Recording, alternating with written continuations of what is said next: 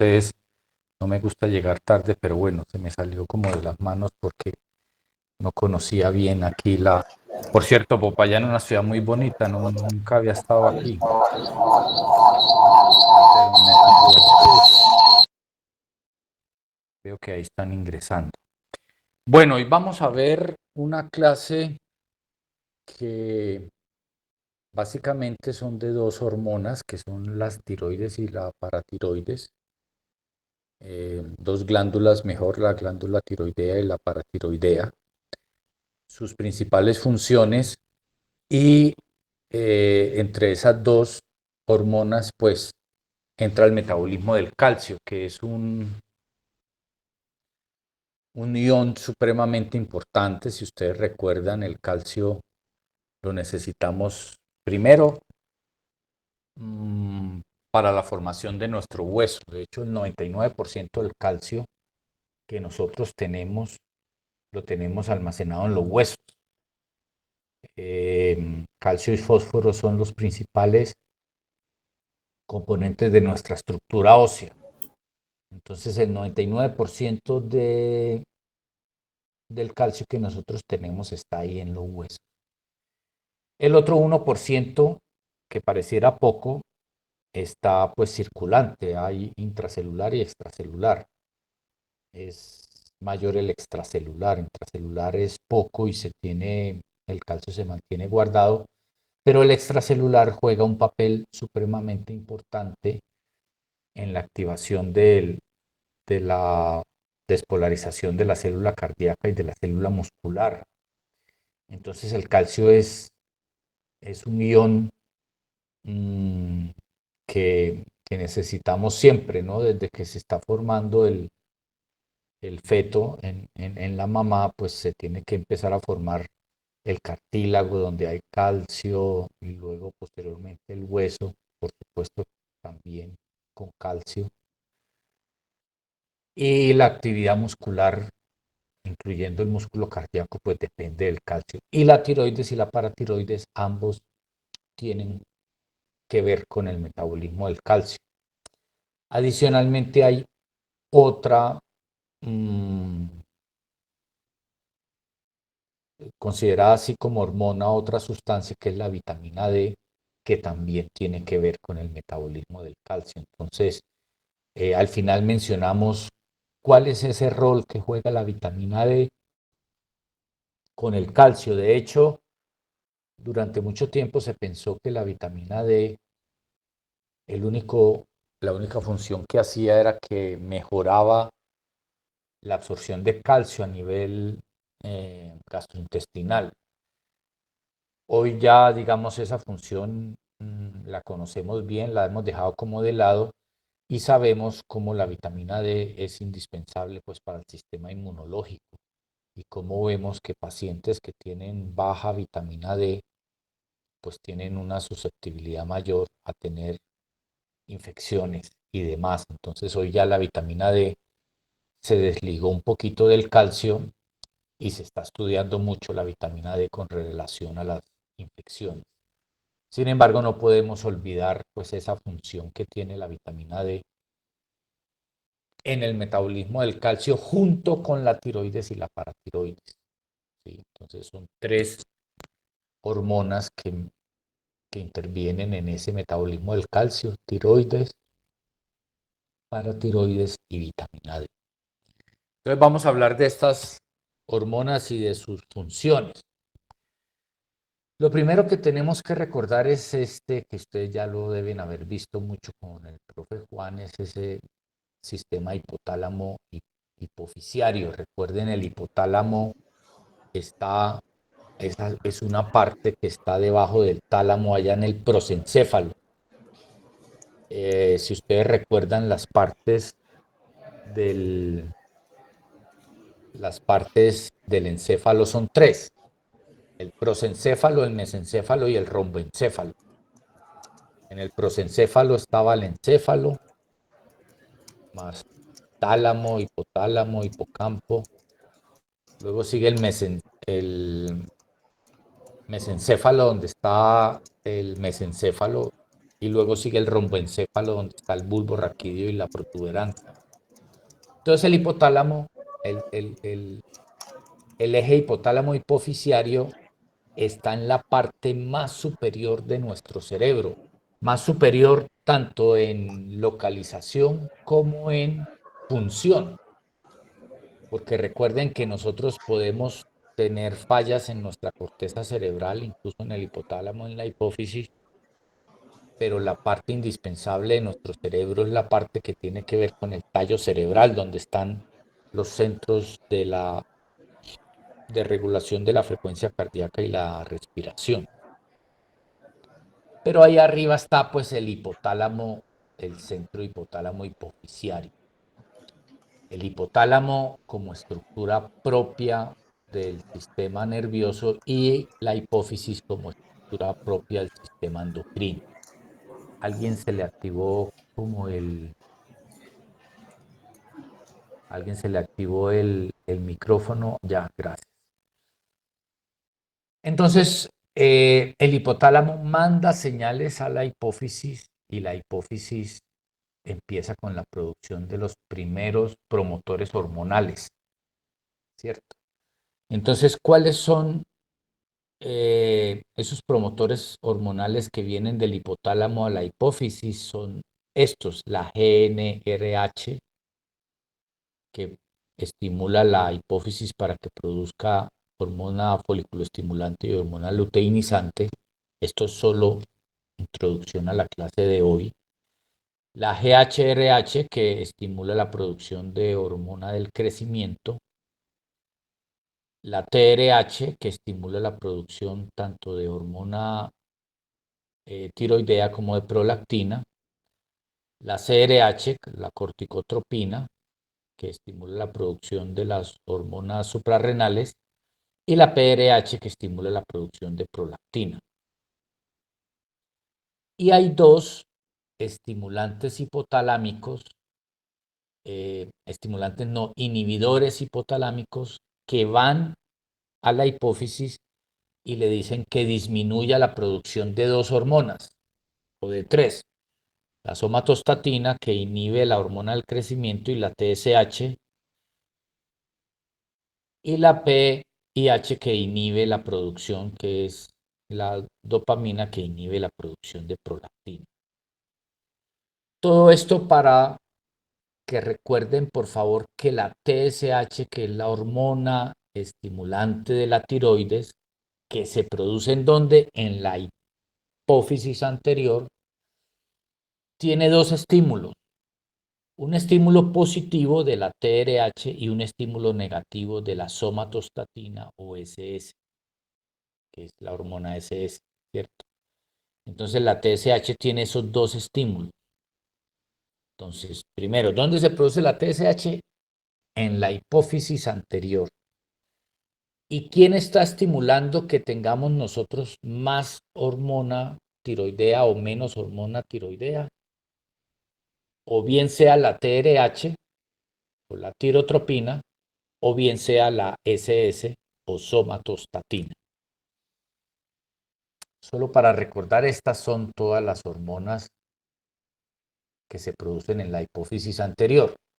En la hipófisis posterior hay dos, que es la oxitocina y la ADH, la antidiurética. Pero en la hipófisis anterior, por estímulos del hipotálamo, se producen estas 6 hormonas. Hoy nos vamos a concentrar una parte de la clase en esta, de la tiroides. También vamos a ver la paratiroides y vamos a mencionar, como les dije, la vitamina D y su función en el metabolismo del calcio.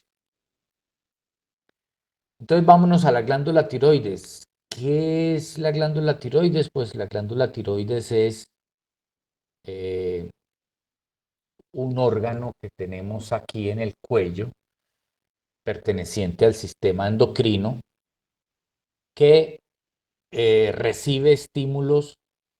La glándula tiroidea recibe los estímulos ya es de la TSH, ¿cierto? Esa hormona que se produce aquí arriba en la hipófisis anterior baja a nuestro cuello donde está la glándula tiroides y estimula la producción de las dos hormonas tiroideas más importantes que son la T3 y la T4. Esta glándula tiroides como tal, esta que tenemos aquí en el cuello, cuyo estímulo es producido por la TSH que viene aquí de la hipófisis anterior, esta glándula tiroides produce tres hormonas, T3, T4 y calcitonina. A veces olvidamos que la tiroides también produce calcitonina, pero no. La tiroides nos produce T3, T4 y calcitonina. Son tres hormonas que produce la glándula tiroides. ¿Y quién es el estímulo de esa glándula tiroides que tenemos aquí en el cuello? El estímulo de la glándula tiroides es la TSH. ¿Y quién es, que dónde se produce la TSH? En la hipófisis anterior o adenohipófisis. ¿Y quién estimula la producción de TSH en la adenohipófisis? La TRH. Entonces viene el ciclo. TRH de la hipotálamo, TRH o SS o somatostatina, estimulan la hipófisis anterior. La hipófisis anterior produce TSH, hormona estimulante de la tiroides. Esa TSH baja aquí al cuello y la TSH es la que le dice a la glándula tiroidea: produzca T3, produzca T4, produzca calcitonina, ¿cierto? Y luego hay un feedback negativo en la medida que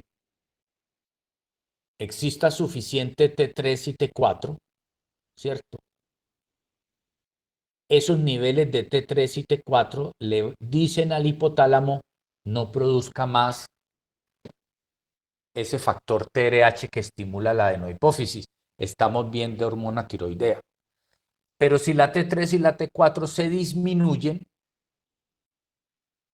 el sistema nervioso encuentra esa señal y empieza a producir mucha TRH.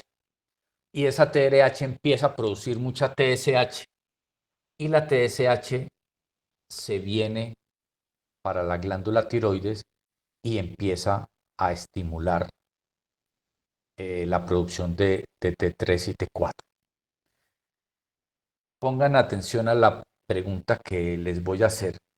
Si por alguna razón mi hormona tiroidea, aquí, mi glándula tiroidea, perdón, se me daña por un cáncer, por un trauma, por una infección, y esta hormona tiroidea deja de producir T3 y T4,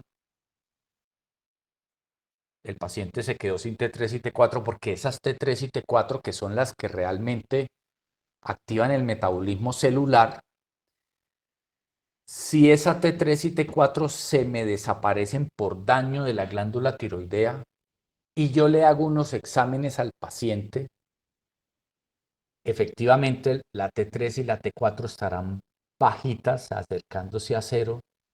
Ese paciente, ¿cómo tendrá la TSH si yo se la midiera? Uh-huh. Elevada.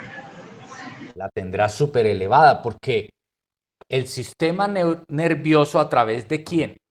Del hipotálamo, empieza a identificar: no hay hormona tiroidea allá en las células, el metabolismo está parado. Tengo que decirle a la hipófisis que produzca TSH para que la TSH vaya a la glándula, aquí al cuello. Y al no ver T3 y T4, esa TSH se aumenta terriblemente. Otro escenario: tengo una tirotoxicosis, tengo una alteración que a veces se da en la hormona tiroidea y empiezo a producir mucha T3 y T4. Veo claramente en el paciente una actividad muy aumentada, el metabolismo muy aumentado, el paciente hiperactivo, con exoftalmos muy delgado, por mucha T3 y T4. Si yo le mido a ese paciente en la sangre la T3 y T4, pues estarán aumentadas. ¿Cómo estará la TSH?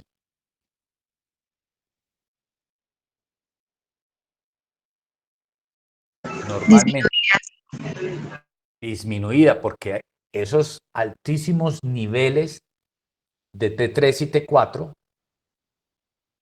se van para el hipotálamo, envían esa información al hipotálamo y le dice, hipotálamo, hay mucha T3 y T4. Entonces el hipotálamo manda la hipófisis anterior, ¿cuál hormona? ¿La TRH o la SS?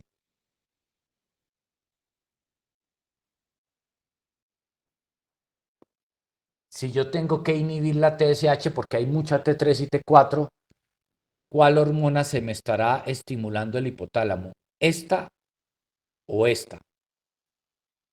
SS. La SS, ¿cierto? Y se me deja de producir TSH. Pero también puede haber otro escenario muy raro. Imagínense un paciente que tiene mucha T3 y T4, pero también tiene mucha TSH. ¿Qué creen que está sucediendo? Tiene elevadísimo la TSH y tiene muy elevadas las T3 y T4. Es raro, pero se puede presentar.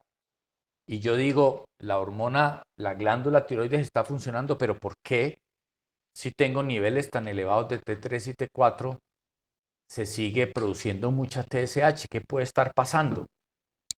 ¿Qué se les ocurre que podría estar pasando? Creo que algún problema en la hipófisis. Un tumor hipofisiario productor de TSH. Podría ser.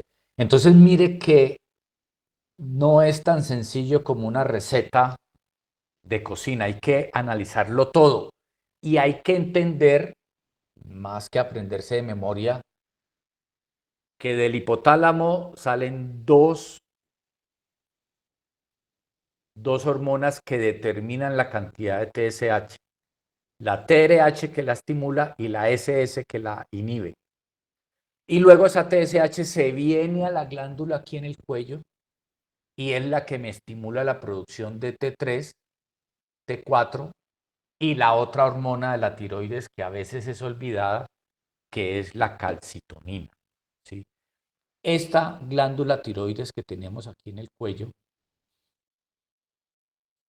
esta glándula tiroides que tenemos aquí en el cuello me produce esas tres hormonas, T3, T4 y calcitonina.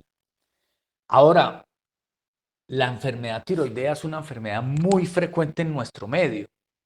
Nosotros tenemos muchos pacientes. De hecho, muchachos, la enfermedad endocrina más prevalente en nuestro medio es el hipotiroidismo. Hay muchos pacientes con hipotiroidismo. Se les daña la glándula tiroides por X, Y o Z motivo. Y esos pacientes hay que darles hormona tiroidea tomada. Esa hormona tiroidea no les puede faltar porque nuestra tiroides, nuestras hormonas tiroideas T3 y T4 son indispensables para la vida. Tienen que ver con el metabolismo, con el funcionamiento celular, con el funcionamiento cardiovascular. Entonces, esos pacientes uno empieza a darle su tratamiento, sus pastillas, Eutirox, T3, T4, bueno, hay muchas presentaciones, cada paciente mirará qué, se mirará qué hormona es la que necesita y a qué dosis. Y nosotros los controlamos con el nivel de TSH. Si le estamos dando mucha hormona tomada, ¿cómo quedará la TSH? Si yo estoy equivocándome porque cada paciente necesita una dosis diferente, es como la insulina. O sea, no hay una forma, todos los pacientes 20 unidades de insulina diaria, no, algunos necesitan 14, otros necesitan 40, otros necesitan 55, otros necesitan 15, ¿cierto? Cada paciente es diferente. Entonces yo al final digo, no, este paciente le voy a dar 300 microgramos de Eutirox. Y si yo le estoy dando de más, ¿qué pasará con la TSH? Y si lo estoy dando muy poquito, ¿qué pasará con la TSH? Vamos al primer escenario. Yo le estoy dando más dosis de la que necesita. Como en los controles que yo le tomo cada 3 meses, cada 6 meses, que mando la TSH, si yo le estoy dando demasiada hormona tomada, ¿cómo me aparecerá la TSH? ¿Tendiendo a lo menos o tendiendo a lo más? ¿Me hago A lo más. entender? A lo más, si yo le estoy dando mucha hormona tomada, la TSH estará alta, No, profe, no debe estar disminuida. tendiendo a cero, porque el indicador para el hipotálamo está que hay mucha hormona. Uno le dan una pastilla al paciente T3 y T4. Entonces el hipotálamo dice hay mucha hormona tiroidea, entonces la TSH está en cero y no debe llegar a cero. Pero si yo le estoy dando muy poquita, si yo le digo tómese un cuarto de pastilla cada 2 días, ese paciente sigue en el hipotiroidismo. ¿Cómo estará la TSH de ese paciente? Alta. Alta, estará muy alta. ¿Y eso qué me indica? Que yo necesito darle más hormona tiroidea tomada. ¿Sí? Esta es la glándula tiroides, muchachos. Esta es en su cara frontal, en su cara posterior. Y estas que parecen 4 pequeñas lentejas son las paratiroides. La glándula tiroides produce la T3, T4 y calcitonina, y la paratiroides produce solo una hormona que es la hormona paratiroidea.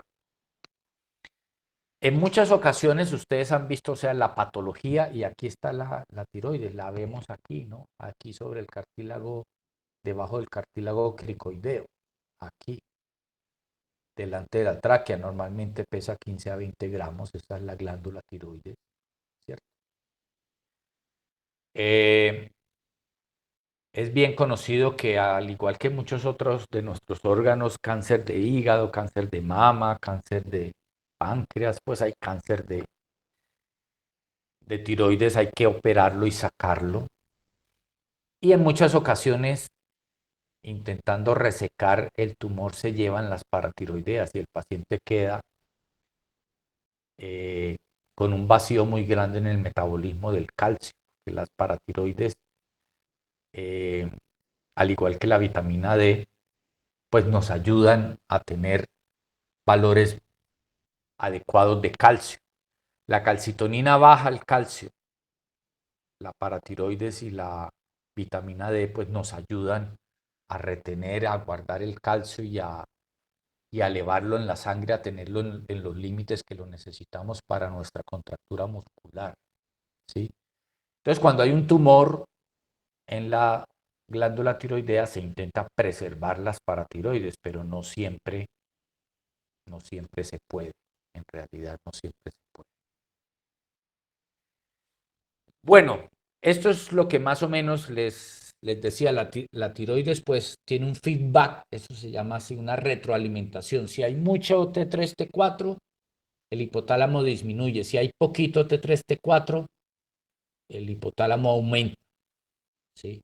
Eso es, ya se los expliqué.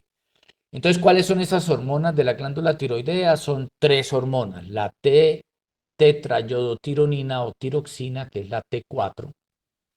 A uno siempre se le van a confundir al principio los nombres, pero hay que recordar que o es la tetra, pues tetras de 4, tetrayodotironina o tiroxina, pero ya después en el día a día ustedes llamarán solo T3, T4 y TSH.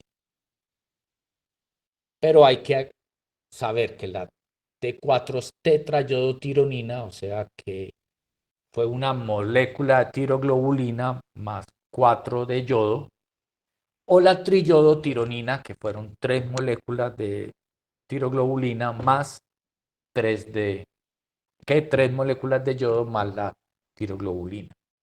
Entonces, las dos formas de hormona tiroidea, que son las que me activan el metabolismo, son la T3 y la T4. La mayoría de hormona que nosotros tenemos es T4, es el 80%, es la forma inactiva de la hormona, pero es la forma que está en almacenamiento disponible para irse modificando a T3, que es la forma activa. La T4 tiene una vida media muy larga. Nosotros tenemos mucha T4. Si por algún motivo yo hoy se me funde la tiroides, paso, me hacen una radiación y me dañan mi glándula tiroidea, y a partir de hoy dejo de producir hormona tiroidea T3 y T4, yo tengo reservas de T4, cada paciente diferente, pero hasta 2 o 3 meses me sirve la T4. Y a medida que voy necesitando hormona tiroidea para mi funcionamiento metabólico de mis células, la voy pasando a T3, que es la forma activa de la hormona, ¿cierto? La T3 pues es mucho más activa, es más potente, tiene una vida media muy breve y su concentración es mínima en sangre. Cuando yo empiezo a estudiar un paciente por una posible enfermedad tiroidea, yo le debo medir T3, T4 y TSH. Pero ya los pacientes con una enfermedad tiroidea de base, con un hipotiroidismo primario, secundario, bueno, normalmente yo les sigo tomando TSH y T4, porque el T4 es el que me dice en realidad qué cantidad de hormona tiene disponible ese paciente para todo su metabolismo celular. La T3 es como la forma activa que si necesito hoy se me pasa de T4 a T3, activa el metabolismo celular, se consume y ya. Se va consumiendo, se va consumiendo. No sé si me hago entender. Y la otra hormona es la calcitonina, que es la que hace contrapunteo, contraposición a la hormona que produce la glándula paratiroides, y esta calcitonina lo que hace es que reduce el calcio en la sangre y más bien lo pega al hueso o lo elimina. Nosotros tenemos que tener una cantidad de calcio. Parece poquito, es el 1% el que está circulando, pero es un 1% indispensable para nuestras funciones musculares y también nerviosas, porque el calcio juega un papel importante en la despolarización. Cuando tenemos demasiado calcio circulando, la calcitonina que la produce la glándula tiroidea dice, un momentico, hay que eliminar calcio y hay que guardarlo en la bodega de calcio del cuerpo humano, que es ¿cuál? Los huesos. Allá está el 99% del calcio.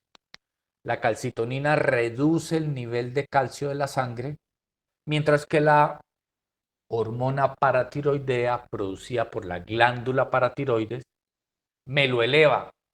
La hormona paratiroidea dice, yo veo poco calcio circulando, me voy a la cavidad gástrica y hago que se retenga más calcio, y en dado caso también saco calcio del hueso, de mi bodega de calcio. Mi gran bodega de calcio son todos mis huesos. Y la vitamina D también es una hormona adicional, una vitamina que funciona también como hormona, y esa vitamina D también ayuda a que la cavidad gástrica retenga el calcio. Ustedes han visto en las mujeres perimenopáusicas que por su metabolismo endocrino también disminuyen las cantidades de calcio. Se les da calcio, pero se les da también vitamina D, porque si se les da calcio solo, no aseguro que lo absorba. Se les da vitamina D más calcio, porque la vitamina D dice, retengo calcio y lo llevo pues al hueso, porque estas personas pues en la perimenopausia sus niveles de calcio van disminuyendo. ¿Cómo es esa producción de la hormona de la T3 y la T4? Esta es ya la histología, ustedes la van a ver en detalle con su profesora Angeli. Pero la glándula tiroides tiene muchos folículos tiroideos. Estos son los folículos tiroideos.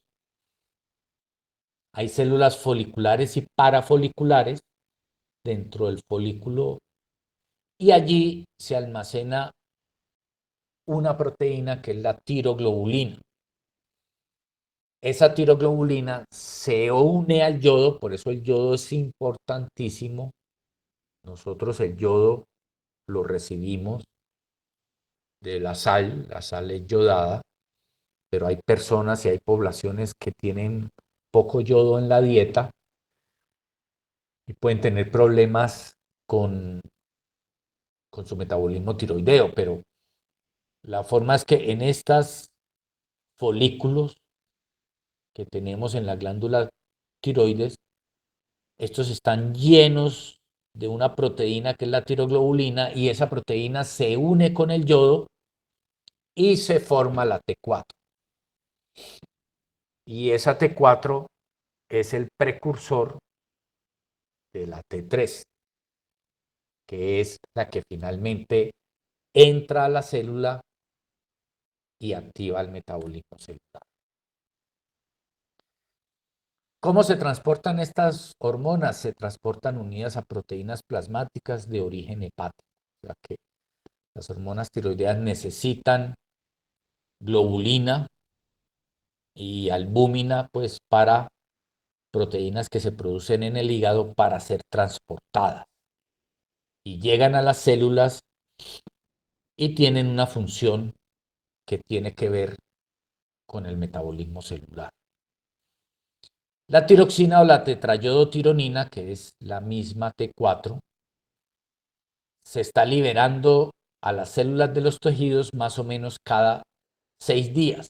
Tiene la mayoría si a mí me midieran en este momento T3 y T4, el 80% de mi hormona tiroidea es T4 y el 20% es T3. El T3 es el que se consume en el día a día. El almacenaje lo hago con T4. Cuando el T4 entra a las células, se une a proteínas intracelulares y se mantiene allí y se va gastando de acuerdo a las necesidades que tenga cada célula. Pero en conclusión, es preciso recordar que el almacenaje de mi hormona tiroidea, indispensable para el metabolismo celular, se hace en T4 y la función del metabolismo celular la hace o la cumple el T3. Aquí están pues las diferencias y las funciones que empiezan a cumplir la T4 tiroxina, tetrayodotironina o tiroxina, tiene un periodo de latencia de 2 a 3 días, una máxima acción de 10 a 12 días y como les dije, yo puedo guardar T4 que me puede durar hasta 2 meses almacenada, hasta 2 meses. Mientras que la triyodotironina, que ya está en las células, ¿haciendo qué? Cumpliendo todas estas funciones, síntesis de nuevas proteínas, apoyo en el crecimiento celular, indispensable en el desarrollo del sistema nervioso central. La hormona tiroidea a nivel cardiovascular también funciona como un inotrópico positivo, aumentando gasto cardíaco, aumentando flujo sanguíneo, frecuencia cardíaca, fuerza. A nivel intracelular aumenta la respiración mitocondrial, apoya la bomba sodio-potasio ATPasa, el consumo de oxígeno, bueno, apoya con la absorción de glucosa. La hormona tiroidea tiene muchas funciones relacionadas con el metabolismo celular, ¿cierto? Y bueno, como les decía, la triiodotironina o la T3 tiene un periodo de latencia de 5 a 12 horas, o sea, puede estar ahí lista en la célula hasta 5 o 12 horas hasta que se consume. Y su máxima acción puede durar dentro de la célula, porque acuérdense que ya una vez está en la célula, pues no toda se consume, pero podría durar hasta 2 o 3 días. En cambio, la T4 tiene una acción prolongada de 10 a 12 días y puede persistir la actividad incluso hasta 2 meses.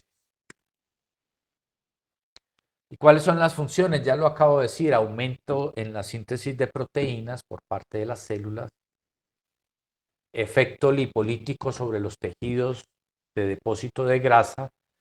Por eso, si se me baja la tiroides, yo acumulo más grasa. El hipotiroidismo se acerca a la obesidad, el hipertiroidismo se acerca a la delgadez. Eso no quiere decir que todas las personas con sobrepeso o obesas sean hipotiroideas o las personas delgadas sean hipertiroideas, no. Pero si mi función tiroidea está disminuida, yo tengo aumento en el depósito de grasa. Aumentan la absorción de glucosa y captación celular de la misma. Aumentan la producción de calor. Entonces, si yo tengo mucha hormona tiroidea, T3 y T4 aumentado, estoy todo el día, qué calor, tengo mucho calor, tengo el metabolismo acelerado, pero si me acerco al hipotiroidismo, voy a estar frío todo el tiempo y hace calor y no, yo estoy frío, tengo frío. Aumenta el consumo de oxígeno a medida que tengo más hormona tiroidea, aumento el consumo de oxígeno, acelero el metabolismo y estimulo el sistema cardiovascular. Eso quiere decir que entre los síntomas del hipertiroidismo es que el sistema cardiovascular va a ir más rápido. Miremos estas alteraciones en el paciente que van a acompañar los dos estados de la glándula tiroides, el hipotiroidismo y el hipertiroidismo. Entonces, la persona que tiene hipotiroidismo reflejado en T4 bajo, porque se empieza a depletar el T4, y TSH, ¿cómo sería? En ese paciente con T4 bajo, ¿cómo sería el TSH? Elevado. Elevado. Ese paciente con tendencia al hipotiroidismo va a tener cansancio y letargia todo el tiempo, falta de motivación, porque también la hormona tiroidea pues tiene sus efectos en el sistema nervioso central. Pérdida de memoria, va a ser depresivo. Los psiquiatras en pacientes con cuadros depresivos toman niveles de TSH para estar seguros que no sea un trastorno psiquiátrico, sino un síndrome mental orgánico producido por baja de la tiroides. Pérdida de la audición, se sube de peso el paciente con baja en la TSH. Va a tener escasas cejas, hinchazón de la cara, cambios en el fondo de ojo, ronquera, frecuencia cardíaca lenta, dolor muscular de articulaciones, interrupción en el sueño y uñas quebradizas. Ese es el escenario de un paciente hipotiroideo. Ahora, un paciente hipertiroideo, ¿cómo estaría la T4 y cómo estaría la TSH en ese paciente hipertiroideo y con un hipertiroidismo primario?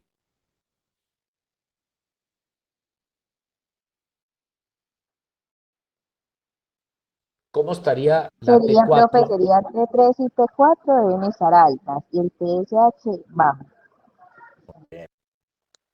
Ese paciente hipertiroideo va a tener protrusión de uno o ambos glóbulos oculares, tiene una situación que nosotros llamamos exoftalmo, va a ser nervioso, acelerado, va a tener insomnio, no puede dormir, también puede tener fatiga,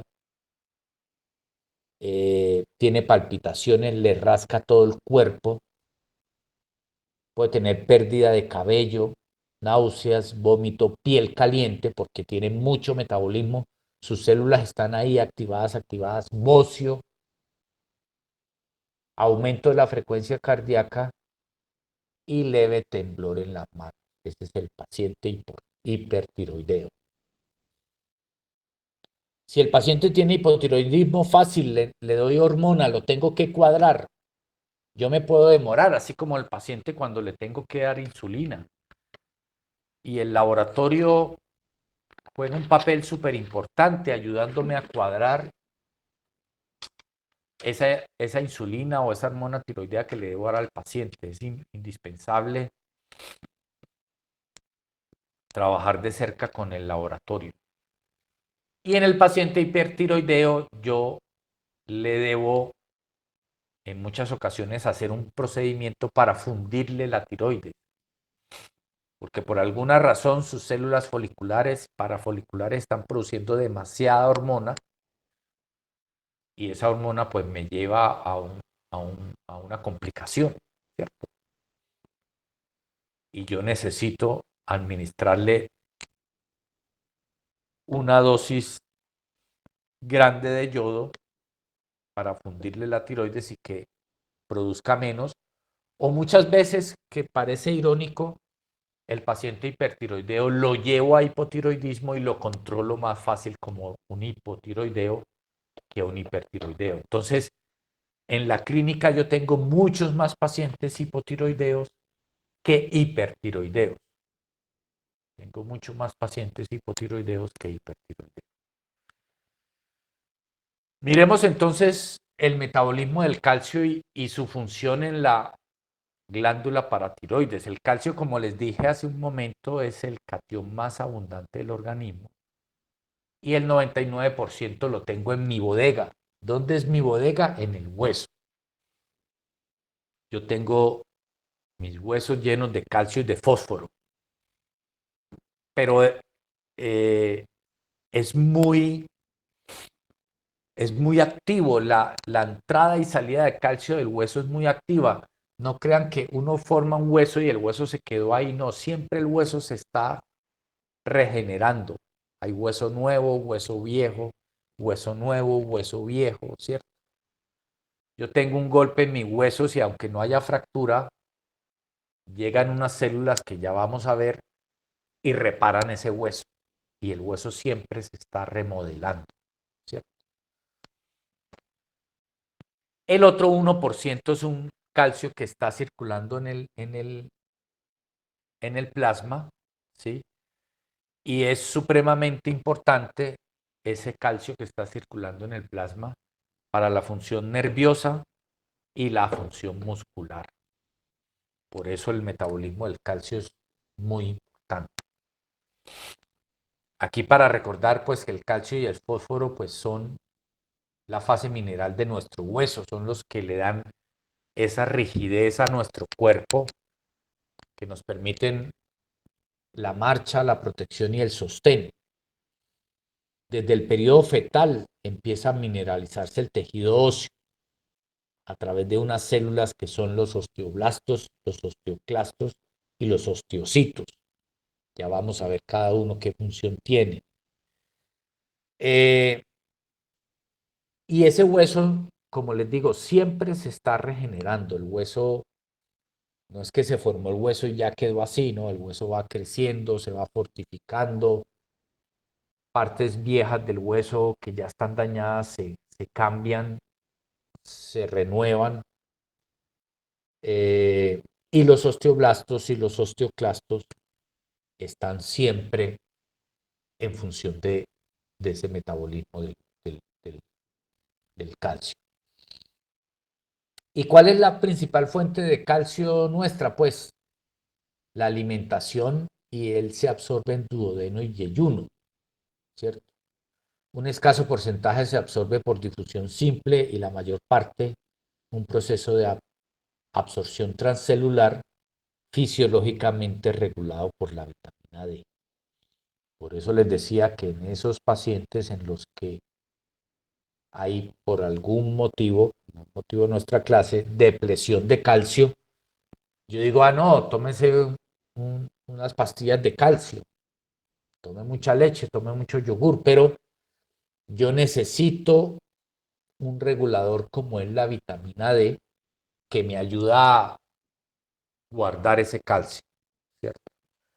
Nosotros normalmente del calcio que tenemos en la dieta absorbemos solo el 30%, el otro lo eliminamos. Y las dietas pobres en calcio, el déficit de vitamina D y la falta de respuesta intestinal a la misma son algunas de las causas más frecuentes del déficit en la absorción de calcio. Por eso hoy en esos pacientes, vuelvo a repetir, con necesidad de una terapia con calcio debemos agregarle vitamina D. Y eso que la vitamina D ya la estamos viendo más hoy desde el punto de vista inmunológico que desde el punto de vista del metabolismo del calcio. Pero ¿cuáles son las sustancias que tienen que ver con el metabolismo del calcio? Son calcitonina, hormona paratiroidea y vitamina D. Pero las células que lo mueven, que mueven el calcio, que lo fijan en el hueso, que lo liberan del hueso, ¿cuáles son? El osteoblasto y el osteoclasto. El osteocito que está aquí es como el director de la orquesta o el capataz.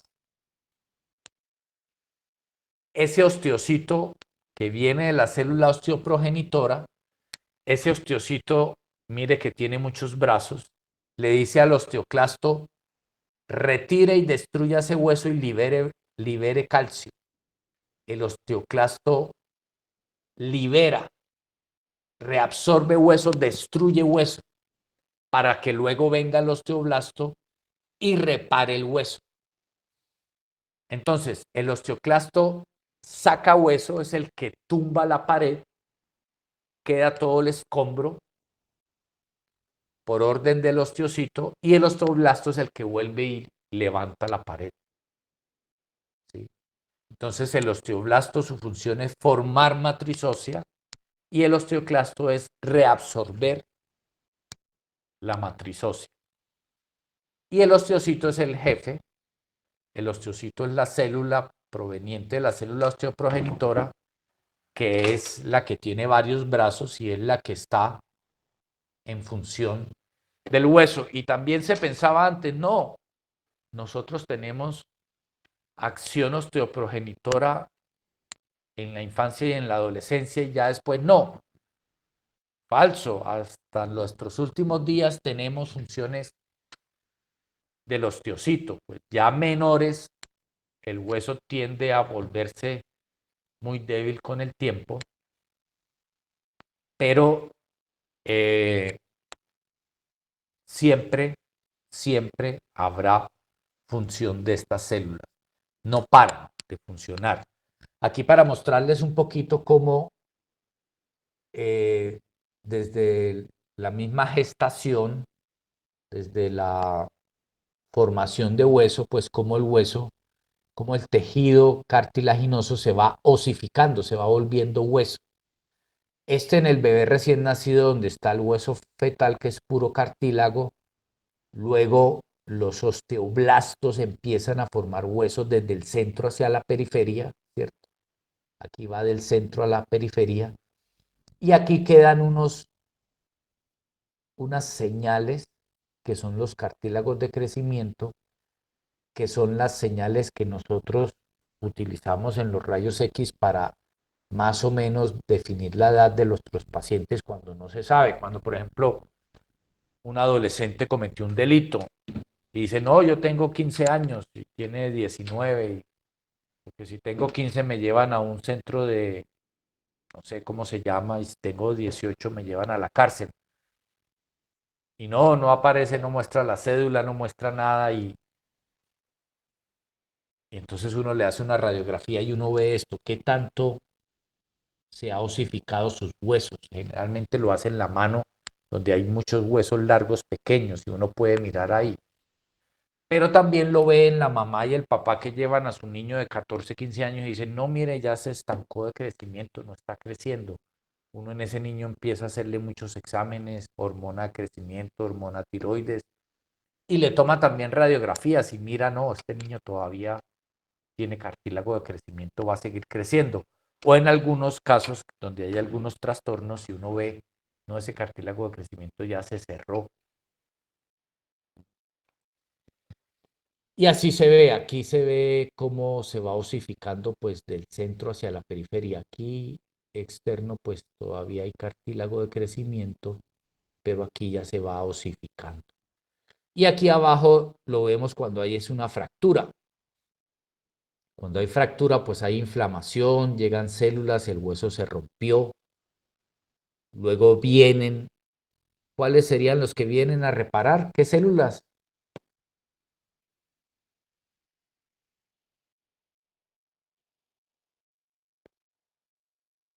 ¿Qué células me vienen a reparar ese hueso?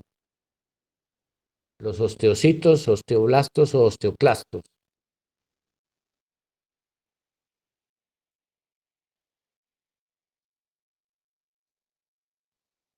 Muchachos, ¿están ahí? ¿O huyeron? Los osteoblastos. Los osteoblastos, sí, tenían asustado. Osteoblastos. Llegan ahí, son los que vienen y forman nuevamente. Aquí están puros osteoblastos formando hueso. Y los osteoclastos luego lo van puliendo. Dicen, no, este pedazo quedó mal, lo tumban y luego viene el osteoblasto y luego lo forman. El osteoblasto va fijando calcio y organizando el hueso y el osteoclasto lo va bien. Entonces tenemos las hormonas del metabolismo del calcio, ya sabemos dónde está el calcio, cómo se absorbe el calcio y todo. Entonces la calcitonina es la primera hormona que tiene que ver con la cantidad de calcio que tengo en mi cuerpo. ¿Quién produce la calcitonina? La glándula tiroides junto con la T3 y la T4. ¿Y qué hace esa calcitonina? Reduce el calcio, contrario a lo que hace la paratiroides, la hormona paratiroidea. La calcitonina que la produce la glándula tiroides me baja los niveles de calcio sanguíneo. ¿Y qué hace con el calcio? O lo elimina o lo fija y lo guarda en el hueso, pero hace que el calcio sanguíneo se baje. Mientras que la hormona paratiroidea, producida por la glándula paratiroides, hace lo contrario a la calcitonina. Promueve la reabsorción de calcio en riñón e intestino, porque nosotros también eliminamos calcio en el riñón. De hecho, cuando tenemos alguna alteración en esa eliminación de calcio del riñón, se forman cálculos renales de oxalato de calcio, ¿cierto? La hormona paratiroidea es la que identifica hay poco calcio circulante. Yo necesito calcio porque necesito ese ion para el funcionamiento muscular, cardíaco y nervioso. Entonces, voy y libero calcio del hueso, lo contrario que hizo la calcitonina, aumento el calcio sanguíneo y la paratiroides también ayuda en la activación de la vitamina D para que a su vez la vitamina D reabsorba más calcio. O sea que la hormona paratiroidea está en la función de aumentar el calcio sanguíneo, la calcitonina está en función de disminuir el calcio sanguíneo. Son ellas dos peleando, pero la vitamina D, ¿a quién ayuda? ¿A la hormona paratiroidea o a la hormona calcitonina?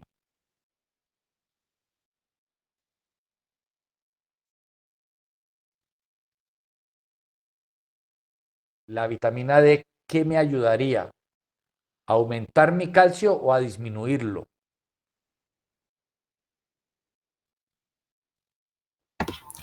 Aumentar el calcio. Exacto.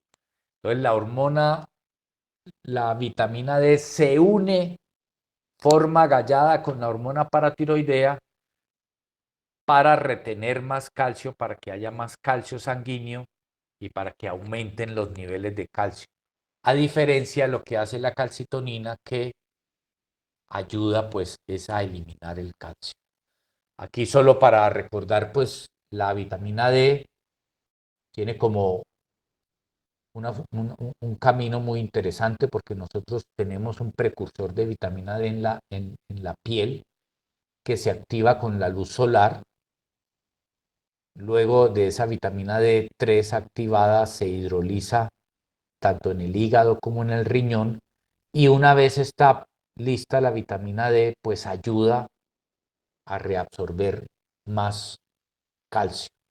Y por su parte, la hormona paratiroidea o las glándulas paratiroides que producen, aquí están las 4 lentejitas, ellas lo que hacen es liberar calcio del hueso para que nuevamente haya más calcio circulante, eh, más calcio circulante que lo obtiene de la mayor absorción gastrointestinal, de la menor eliminación renal y de la reabsorción que haga del hueso, libera calcio del hueso para que haya más calcio y fósforo en sangre. Entonces, tanto las glándulas paratiroides como la vitamina D terminan generando calcio y fósforo más abundante en la sangre. ¿Y quién hace lo contrario? La calcitonina. La calcitonina disminuye el calcio en la sangre y lo que hace es aumentar su eliminación. Aquí vemos pues esta otra gráfica más sencilla entre la calcitonina y la paratiroides. Cuando hay alta concentración de calcio en sangre, entra a funcionar la calcitonina y va y fija el calcio en el hueso o inhibe mejor la liberación de calcio del hueso. Pero cuando hay baja concentración de calcio en la sangre, la hormona paratiroidea va y le dice al hueso, libere hueso. Pero la hormona paratiroidea también llama a su amiga la vitamina D, la activa para que retenga más calcio en el intestino y en la orina y aumente finalmente los niveles de calcio sanguíneo. Básicamente es la regulación entre calcitonina y paratiroides, teniendo presente que la vitamina D apoya la función de la hormona paratiroidea. Aquí tenemos la vitamina D que aumenta la absorción de calcio y fósforo, ayuda a la mineralización o a liberarlo si hay hipocalcemia, aumenta la reabsorción de calcio y disminuye la excreción a nivel renal y retroalimenta negativamente a la paratormona si es que hay suficiente calcio. Esas son como las funciones de la vitamina D que termina apoyando la función real de la paratormona.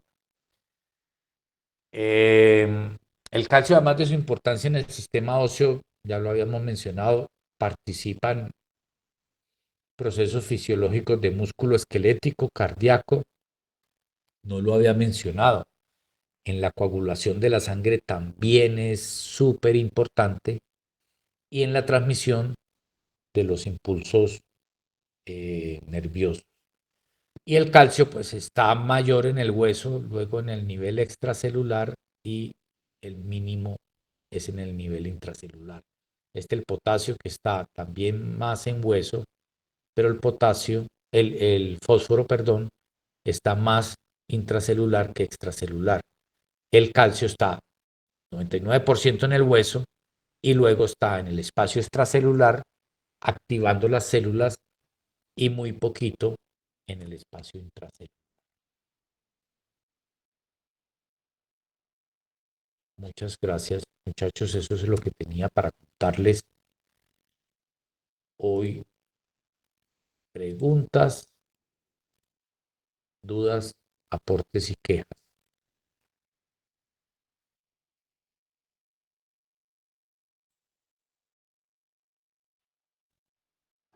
No, profe, gracias.